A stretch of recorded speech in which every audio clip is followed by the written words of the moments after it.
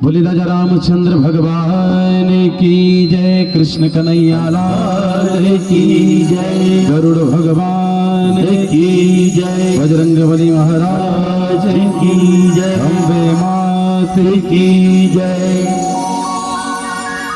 तो आइए श्री कैलाश नारायण जी महाराज साहब उनके उत्तर कार्य में शामिल हुए सभी स्वजाति वृंद एवं विप्रवृंद यहाँ पर विराजित, मंच पर विराजित विप्रवृंद यहाँ पर आज इस उत्तर कार्य में आप पधारे हैं। तो आइए आज कुछ सत्संग का लाभ लेते हैं और आज का सत्संग प्रारंभ करते हैं। कुछ समय का सत्संग है, इसके बाद में फिर उनके उत्तर कार्य का भोजन वगैरह प्रारंभ होगा। बोले गजानंद महाराज की जय। ध्येयं सदा परिभवगणमभीष्टदोहं तीर्थास्पदं शिवविरञ्चिनुतं शरण्यं भृत्यार्तिहं प्रणतपालभवाब्धिपोतं वन्दे महापुरुष ते चरणारविन्दम् त्यक्त्वा सुदुत्यज सिरेप्सितराजलक्ष्मीं धर्मिष्ठयारवचसा यदगादरण्यं मायामृगं दयति येप्सितमन्वधावत् वन्दे महापुरुष ते चरणारविन्दम् कृष्णत्वदीयपदपङ्कजपञ्जरान्ते अद्यैव मे विशतु मानसराजहंस प्राणप्रयाण समये कपवात पित्ते कंठावरोधन विधो स्मरणं कुतस्ते। जय जय श्री राधारमण, जय जय नवल किशोर, जय गोपी चित चोर प्रभु, जय जय माखन चोर। सीतानाथ समारंभा रामानंदाय मध्यमा अस्मदाचार्य पर्यंता वंदे गुरु परंपरा। अखंड मंडलाकारं व्याप्तं येन चराचरं तदपदं दर्शितं येन तस्मै श्री गुरुवे नमः। बोले सतगुरुदेव भगवान की जय हो। आइए मनवाणी को पवित्र करने के लिए भगवान नाम का संकीर्तन प्रारंभ करते हैं। राधे कृष्णा कृष्णा कृष्णा राधे राधे, राधे श्याम श्यामा श्यामा श्याम श्यामा राधे राधे, राधे कृष्णा कृष्णा कृष्णा राधे राधे, राधे श्याम श्यामा श्यामा श्याम श्यामा राधे राधे, राधे कृष्णा कृष्णा कृष्णा राधे राधे, राधे श्याम श्यामा श्याम श्यामा राधे राधे, राधे कृष्णा कृष्णा कृष्णा राधे राधे, राधे श्याम श्यामा श्याम श्यामा राधे राधे, राधे कृष्णा कृष्णा कृष्णा राधे राधे, राधे श्याम श्याम श्याम राधे राधे, राधे कृष्णा कृष्णा कृष्णा राधे राधे, राधे श्याम श्याम श्याम राधे, राधे कृष्णा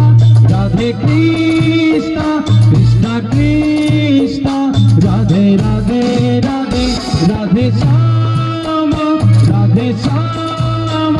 श्याम श्याम राधे राधे राधे, राधे कृष्णा कृष्णा कृष्णा राधे राधे, राधे श्याम श्याम श्याम राधे राधे, राधे कृष्णा कृष्णा कृष्णा राधे राधे, राधे श्याम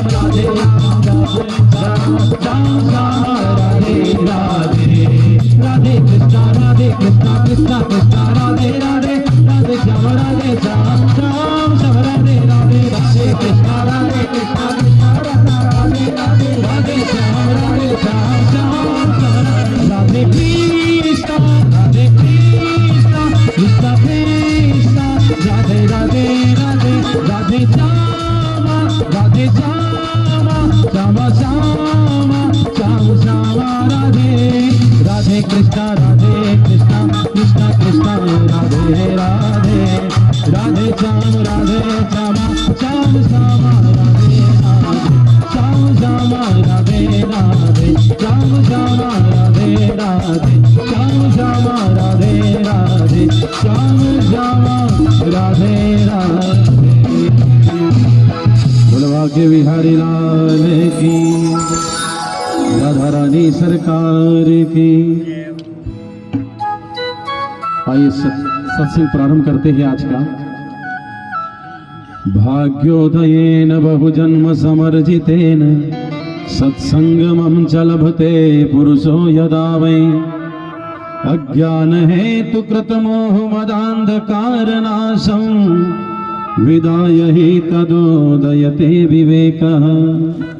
भाग्योदयेन बहुजन्म समर्जितेन, करोड़ों जन्म के जब भाग उदय होते हैं तब हमें सत्संग में बैठने की, सत्संग में सुनने की इच्छा होती है, जागृत होती है और हम सत्संग में जाते हैं, क्योंकि हमारे करोड़ों जन्मों के जब पुण्य उदय होंगे तभी हम सत्संग में बैठ सकते हैं।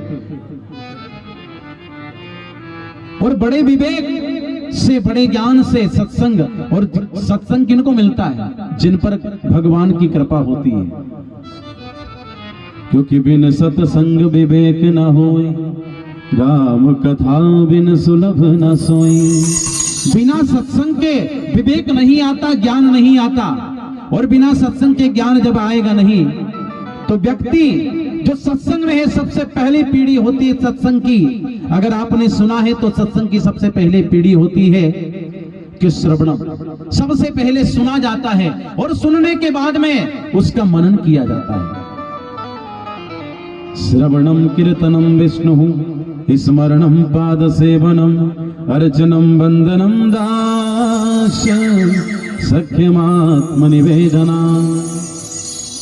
सबसे पहले श्रवण किया जाता है। आपको सुखकर कार्य में आए, पधारे हैं, और ये क्या जीवन, क्योंकि व्यक्ति जो जिंदगी भर करता है जीवन में, वही आखिरी में उसके साथ जाता है।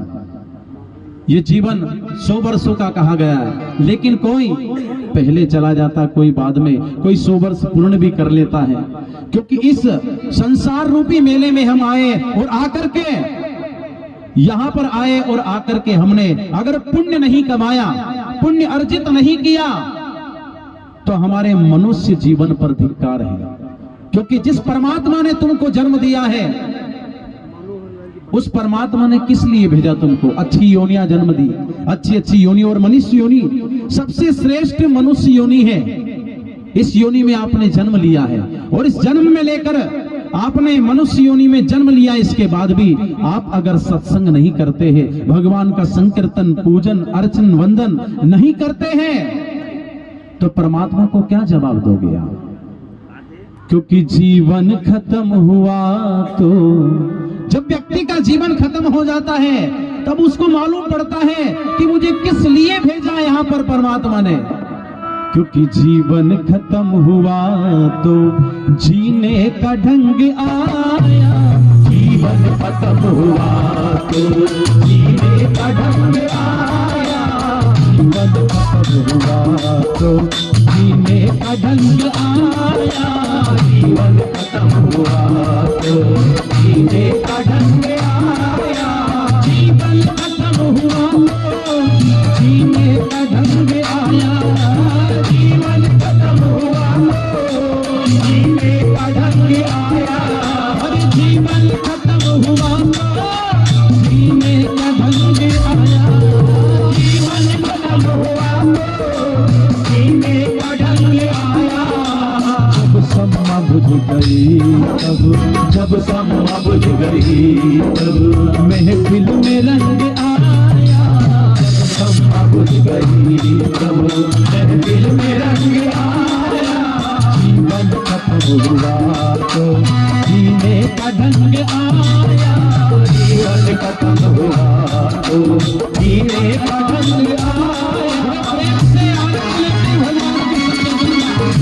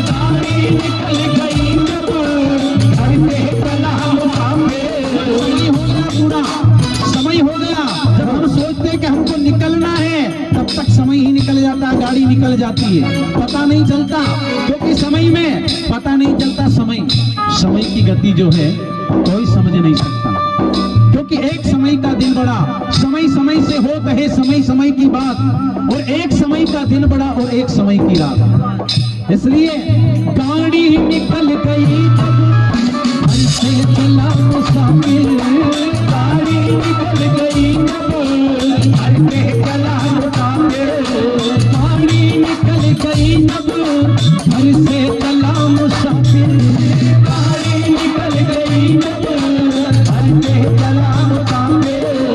मायूस हाथ मलते, मायूस हाथ मलते वापस ही घर को आया, मायूस हाथ मलते मायूस घर को आया। जीवन खत्म हुआ तो जीने का ढंग आया, जीवन खत्म हुआ तो जीने का ढंग आया, जीवन खत्म हुआ तो जीने का ढंग आया। जब जीवन खत्म की ओर होता है, जब समाप्ति की ओर होता है, तब हम जीने का ढंग सीखते हैं, व्यक्ति की स्थिति मालूम कर देते हैं। सबसे पहले जैसे ही घुटनों में दर्द होता है, घुटने दुखना चालू हो गया, समझो बुढ़ापा आने वाला है, बुढ़ापा आने वाला है, बाल सफेद हो गए, बुढ़ापा आने वाला है। भगवान के जो है कीर्तन की तैयारी करो, क्योंकि पहले समय होता था, पहले ब्रह्मचर्य आश्रम होता था, फिर गृहस्थ आश्रम, फिर वानप्रस्थ और फिर सन्यास। 75 साल के हो गए, सन्यास ले लिया, चले जाते हैं। लेकिन यहाँ तो व्यक्ति कमाने में इतना डूब जाता है, कमाते कमाते अभी ये कमाया वो कमाया, धीरे धीरे कमाने में लगते हैं। सबसे पहले शादी हुई, 25 वर्ष हो गए, 25 वर्ष बाद शादी होती, शादी होने के बाद में उस गृहस्थी में चले जाते हैं, और गृहस्थी में चलने के बाद गृहस्थी का बोझा ढोते हैं, और बोझा ढोने के बाद में भी वो सोचते हैं कि जितना धन प्राप्त कर लिया अभी और ज्यादा हो जाए, क्योंकि ये जो मन है हमारा, मन कभी शांत नहीं होता, हमेशा भटकता रहता है, इधर से उधर उधर से इधर, बस जाना उसका काम है। जहां पर हम जाते हैं, मान लीजिए बंबई हमको जाना है तो टाइम लगेगा, 2-4-6 घंटे लगेंगे, एरोप्लेन से गए, हवाई जहाज से गए तो, लेकिन मन से जाएंगे तो केवल 1 सेकंड लगेगा और तुरंत मन वहां पर चला जाएगा, क्योंकि मन की गति है। और मन को अगर आपने समझा लिया, मन को एक बार अगर समझा लिया तो ये समझ लो कि आपका कल्याण हो जाएगा। आपने अगर भगवान के चरणों में अनुराग लगा लिया, भगवान के चरणों में आपकी प्रीति हो गई, प्रेम हो गया भगवान चरणों से, क्योंकि भगवान चरणों का अनुरागी हमको बनना चाहिए। और वो कौन ले जाता है भगवान के चरणों की ओर? कौन ले जाता है? वो ले जाता केवल सतगुरु। सतगुरु ही हमको वहां पर ले जाते हैं। इसलिए अपने मन को हमेशा डांटो और कहो कि तुझे भगवान के कार्यों में लगना, भगवान के सत्कार्यों में लगना, भगवान के चरणों में लगना है, तुझे भगवान के चरणों में ही लगना है। क्योंकि अगर एक बार इधर उधर भटकना चालू हो गया तो भटके गई। अगर एक बार जहां कहते हैं कि जहां राम तहां काम नहीं और जहां काम नहीं राम, जहां एक बार राम आ गए वहां काम कभी आ नहीं सकता, और जहां काम आया है वहां राम बड़ी मुश्किल से आते हैं। इसलिए अपने मन को कहो, ओ पापी मन कर ले भजन प्यारे, कर ले जतन बाद में प्यारे पछताएगा, जब पिंजरे से पंछी निकल जाएगा, जब पिंजरे से पंछी निकल जाएगा। ओ पापी मन कर ले भजन, ओ पापी मन कर ले भजन प्यारे, कर ले जतन बाद में प्यारे पछताएगा, पिंजरे से पंछी निकल जाएगा, जब पिंजरे से पंछी निकल जाएगा।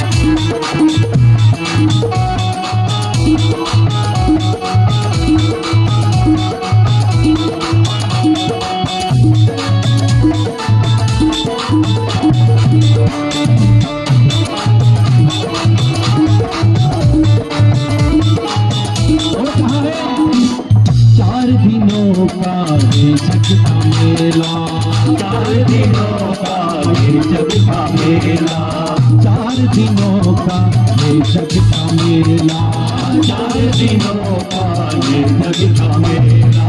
तुझको जाना मेरे अकेला, तुझको जाना मेरे अकेला।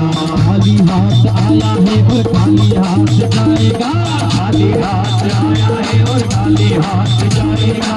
मुट्ठी बांधे आया था और हाथ पसारे जाएगा, मुट्ठी बांधे आया था और हाथ पसारे जाएगा।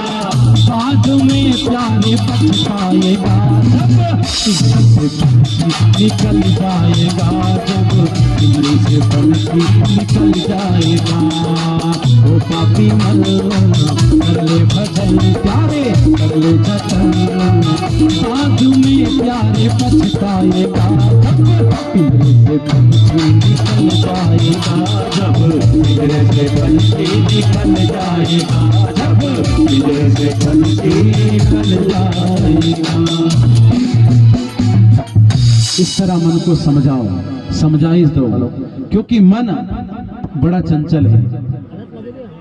भगवान के चरणों में सुभद्रा ने भी कहा था, कृष्ण त्वदीय पद पंकज पंजरांते अद्दैव में विसतु मानस राजहंस प्राण प्रयाण समये कफवात पित्ते कंठावरोधन विदो स्मरणम कुतस्ते।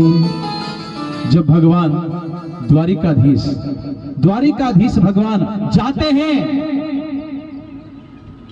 इंद्रप्रस्थ से जाते, हस्तिनापुर से जब जाने लगते हैं द्वारिका के लिए, तब वो सभी से कहते हैं कि कुछ ना कुछ वरदान मांगो। सुभद्रा से कहा, सुभद्रा उनकी बहन, उन्होंने कहा कि मुझे वरदान देना चाहते हो तो केवल एक वरदान दो कि आपके चरणों में कृष्ण त्वदीय पद पंकज पंजरांते, आपके चरण कमल रूपी जो पिंजरा है उसमें मेरा मन रूपी जो पक्षी है वो उसमें फंस जाए, बस यही मुझे चाहिए और इसके अलावा कुछ नहीं चाहिए, क्योंकि अंत समय में कुछ याद नहीं आता है। आगे गए, अर्जुन से कहा, जब जाने लगे द्वारिकाधीश, अर्जुन ने कहा कि हे केशव, अभी तक आप हमारे साथ थे लेकिन आप हमसे दूर जा रहे हो, ये क्या, ये कैसा विधान है आपका, आप क्यों दूर जा रहे हो हमसे। तब उन्होंने कहा कि मैं तो तुम्हारे साथ हमेशा था, हमेशा हूं और रहूंगा, हमेशा आपके साथ रहूंगा अर्जुन। बोले आपके चरण रूपी पिंजरे में हमारा जो मन है वो लगे और मैं आपका गुणगान कभी ना भूलूं, बस आपको ही याद करता रहूं, बस मुझे यही चाहिए। आगे जाके कुंती के पास में गए, कुंती के पास गए भगवान और कहा भुआ। जैसे ही भुआ कहा, कुंती ने तुरंत कहा, बोले गोविंद, अरे आप मुझे भुआ कहते हो, तेहे महे नाते अनेक, मगर तुम्हारे मेरे नाते कई अनेक हैं, लेकिन मैं तो समझती हूं कि आप वही परमात्मा, वही गोविंद हो जिसने हमारे साथ अभी तक रहे। तब कहा कि भुआ, ये तो रिश्ते नाते हैं, रिश्ते नाते तो रहेंगे, इसलिए आप कुछ ना कुछ वरदान मुझसे मांग लो। तब कुंती ने केवल एक ही बात कही कि अगर गोविंद मुझे देना चाहते हो तो केवल दुख दो, केवल दुख, विपत्ति दो। भगवान ने कहा, भुआ आप विपत्ति मांग रही हो? अरे इतनी बड़ी जो विपत्ति थी सारी धीरे धीरे टली, अब सही समय आया है, लेकिन अभी भी आप विपत्ति मांग रही हो, क्यों? तब कुंती ने कहा, अरे अब तो आपके सुख की घड़ी है, सुख भोगो, आपके पास में राज संपत्ति पौत्र पुत्र सब कुछ है, तो आप तो अब संपत्ति का उपभोग करो। कुंती ने कहा, बोले गोविंद, इस सुख को क्या करूंगी? उस सुख के माते सिला पड़े जो हरि हृदय से जाए, बलिहारी वा दुख की जो पल पल नाम जपाए। उस सुख को लेकर क्या करूंगी? जब तक मेरे जीवन में दुख था गोविंद आप मेरे साथ थे, और जब विपत्ति थी तब मेरे साथ थे, और आज जब विपत्ति नहीं है तो हमारा साथ छोड़कर आप गोविंद जा रहे हो, क्यों? मुझे देना चाहते हो तो केवल दुख दो, क्योंकि दुख में सुमिरन सब करें, सुख में करे न कोई, जो सुख में सुमिरन करे तो दुख काहे को होई। दुख जब आता है व्यक्तियों के ऊपर, विपत्ति आती है, तब भगवान को पूछते हैं, लेकिन उससे पहले भगवान को कम पूछते हैं। परिवार वाले, पौत्र पुत्र संपत्ति, इनका ज्यादा ध्यान रखते हैं। तो मुझे केवल दुख चाहिए, यही बताया कि विपदवित मरणम विष्णु संपन्न नारायण स्मृति, अर्थात मुझे विपत्ति पे विपत्ति आए यही मुझे चाहिए गोविंद, इसके अलावा कुछ नहीं चाहिए, क्योंकि आपने हमेशा मेरा साथ दिया है और देते रहना, बस यही चाहिए, इसके अलावा कुछ नहीं चाहिए। उन्होंने कहा कि अब आपका बुरा समय खत्म हो गया, अब सुख भोगो और भगवान का संकीर्तन करो। जाते हैं भीष्म पितामह के पास में, जाते हैं जो 54 दिनों से बाणों की सैया पर है, और जब गए वहां पर जाकर के युधिष्ठिर, भीम, अर्जुन, भगवान कृष्ण जाते हैं, और जैसे ही उनके समक्ष जाते हैं और जाते हैं तो वहां पर जैसे ही भगवान को देखते हैं भीष्म पितामह प्रणाम करते हैं, बोले हे वासुदेव, हे गोविंद, आप आ गए हो। उन्होंने कहा कैसा लग रहा है? तब कहा भीष्म पितामह ने कि मैंने जो गलत कर्म होते हुए देखे थे उसकी सजा मुझे मिली है। मैंने जो दुष्ट दुर्योधन का अन्न खाया था उसका एक एक लहू का कतरा, एक एक लहू की बूंद मेरे शरीर में से निकल चुकी है। अब केवल आपका ही सहारा है गोविंद, आप आ गए। तब कहा कि कुछ उपदेश दे दो। अरे आपके पुत्र पौत्र हैं ये, इनको कुछ उपदेश दे दो। जब उपदेश देने की बारी आई तब कहा कि उपदेश में क्या दूं? अरे उपदेशक तो आप हो, आप दे तो बड़े बड़े गीता का उपदेश दिया आपने रण क्षेत्र में, तो मैं क्या उपदेश दूं? लेकिन फिर भी भगवान ने कहा कि कुछ तो समझा दो आप। इनको समझा दो, युधिष्ठिर को समझा दो, कुछ तो समझाओ क्या करना चाहिए, कैसे राज्य चलाया जाता है। आपने इतने वर्षों तक राज्य किया है, बताओ, कुछ तो बताओ इनको। तब कहा कि गोविंद अगर आपकी आज्ञा हो तो मैं कहता हूं। तब कहा, युधिष्ठिर से कहा कि हमेशा कभी भी अपने सामने पाप होते मत देखना, क्योंकि जो मैंने पाप होते हुए देखा था उसकी सजा में आज भुगत रहा हूं। ये आपके सामने सैया पर, बाणों की सैया पर पड़ा हुआ हूं, ये उसी पाप का प्रायश्चित कर रहा हूं। क्योंकि राज धर्मान दान धर्मान मोक्ष धर्मान विभाग सह, क्योंकि धर्म तन पवित्र सेवा किए और धन पवित्र कर दान, मन पवित्र हरि भजन सो होत त्रिवद कल्याण। तन पवित्र सेवा किए, तन की पवित्रता होती है सेवा करने से, दूसरों की सेवा करने से तन की पवित्रता होती है, और धन की पवित्रता होती है दान करने से। जो दान करते हैं उनसे धन पवित्र होता है, और मन की पवित्रता होती है भगवान के भजन से। भगवान के भजन से मन पवित्र होता है। अच्छी तरीके से राज्य चलाना, क्योंकि मैंने वहां जब लाक्षागृह भी बना उसमें तुम पर कितनी विपत्ति आई, क्योंकि जब युद्ध प्रारंभ हुआ उससे पहले ही बता दिया था, भगवान कृष्ण ने दुर्योधन के पास गए थे और कहा था कि ये बताइए, इनको कुछ 2-4 गांव दे दो, ये अपना पालन पोषण कर लेंगे पांडव। लेकिन दुर्योधन ने मना कर दिया था। और क्यों किया था? उसने कहा था, सूचाग्रेणे वदास्यामि बिना युद्धेन केशवः। हे केशव, मैं बिना युद्ध के सुई की नोक के बराबर भूमि भी दान नहीं दूंगा इन्हें बिना युद्ध के।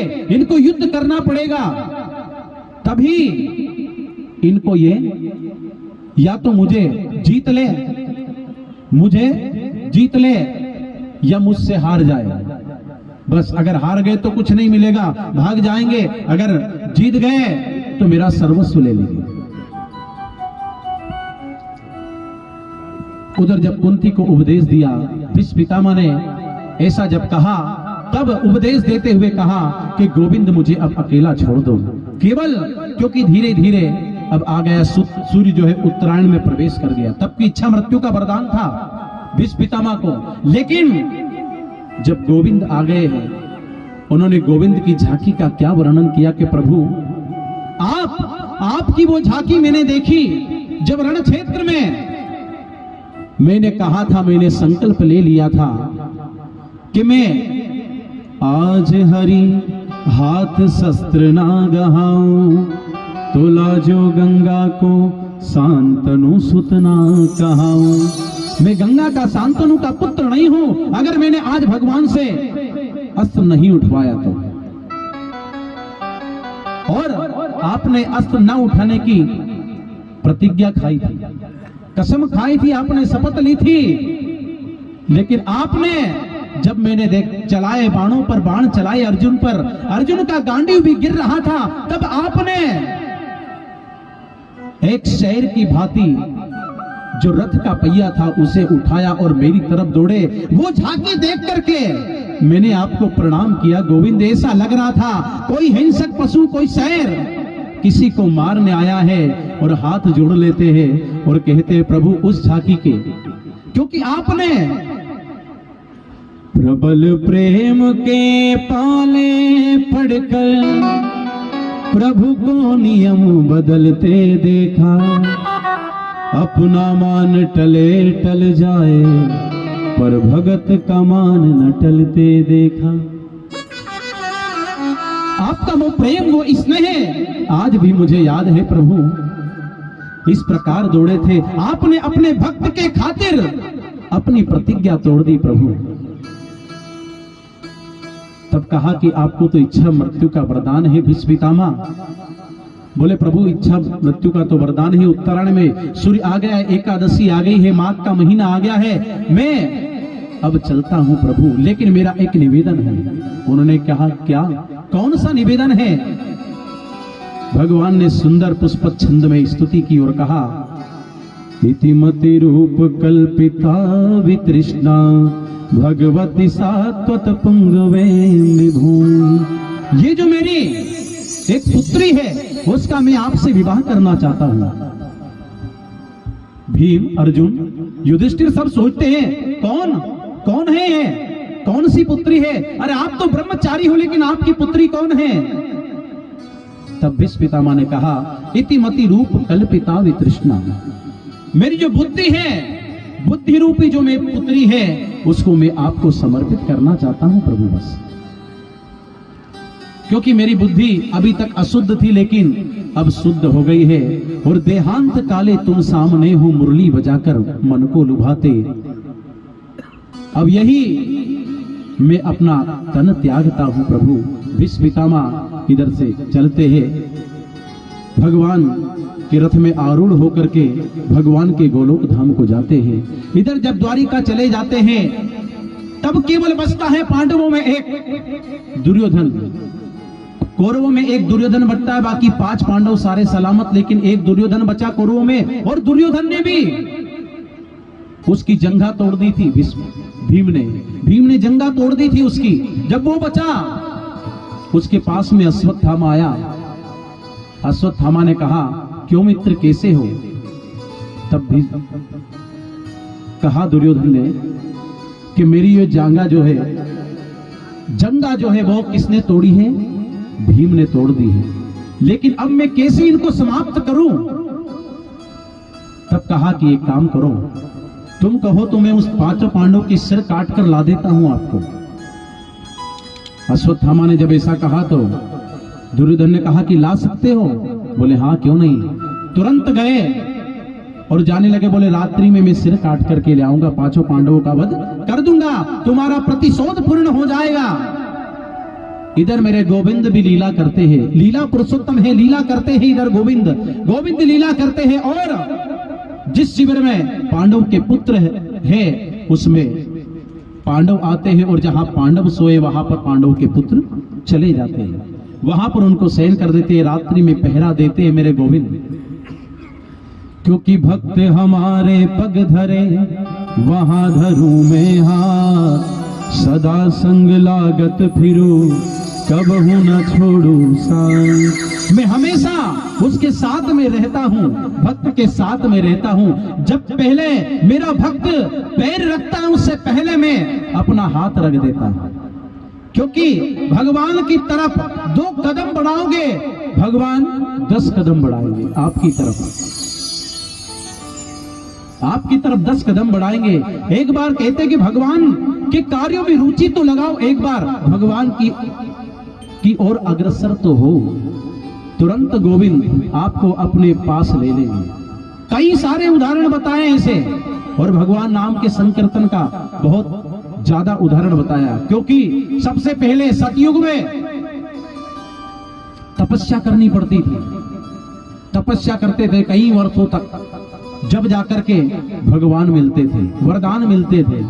उसके बाद में आया त्रेता में लोग यज्ञ करने लगे, फिर यज्ञ करने से अपने कार्य पूर्ण हुए। अब आगे आया द्वापर में दान देने से, द्वापर में दान दिया और दान देने से भगवान प्राप्त हुए। लेकिन ये जो कलयुग है, इसमें केवल ये चीजें तो है, लेकिन इसके साथ में सबसे बड़ा जुड़ा है भगवान नाम का संकीर्तन। अगर भगवान नाम का संकीर्तन किया हमने, तो भगवान नाम के संकीर्तन ही केवल एक सहारा है। कलयुग केवल नाम आधारा, सुमिर सुमिर नर होते रही पारा। केवल भगवान का नाम लेने से हम इस भव सागर से तर जाते हैं और उनके परम धाम को चले जाते हैं। ये भगवान नाम की महिमा है। तब कहा भगवान ने लीला करी, और जहां पर सोए हुए थे पांडव, वहां पर पांडव के पुत्र सो गए, और जहां पांडव के पुत्र सोए थे उस शिविर में पांडव को सुला दिया। आया अश्वत्थामा आया और आकर के उसने अश्वत्थामा ने जो पांडव के शिविर में 5 पुत्र सोए थे द्रौपदी के, उन 5 पुत्रों के सर धड़ से अलग करके सर को ले जाता है, एक थाल में सजा करके ले जाता, ढक कर ले जाता है दुर्योधन के पास में। जब दुर्योधन के पास में जाता है और कहता है बड़े हर्ष उल्लास से खुशी मनाते हुए, देखो मैंने 5 पांडवों के सिर काट दिए हैं, तुम्हारा प्रतिशोध पूर्ण हो गया है। बड़ा आनंद आया दुर्योधन को। उन्होंने कहा बताओ तो सही, मैं देखना चाहता हूं इनको, देखो तो सही। जैसे ही थाल हटाया, थाल के ऊपर जो कपड़ा था हटाया, उसमें देखा तो द्रौपदी के 5 पुत्र।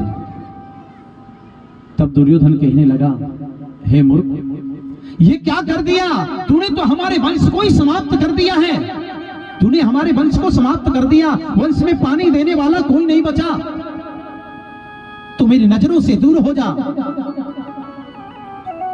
पांडव के सिर की बजाय उनके पुत्रों के सिर लेकर आया, हमारा वंश ही तूने समाप्त करना चाहा। ऐसी स्थिति जब देखी तो कहा कि तू जा अपने घर को चला जा, वरना कोई पांडव में से अगर एक भी आ गया तुझे जीवित नहीं छोड़ेगा। अश्वत्थामा चला जाता है आश्रम पर। इधर जब मालूम पड़ता है कि द्रौपदी को मालूम पड़ता है कि कोई व्यक्ति आया था जिसने यहां पर मेरे पुत्रों को, उसके सारे सिर काट दिए, पुत्रों के 5 पुत्रों के सिर काट दिए, धड़ से अलग कर दिए। बड़ा विरह करने लगी, रोने लगी। इधर जब पता चला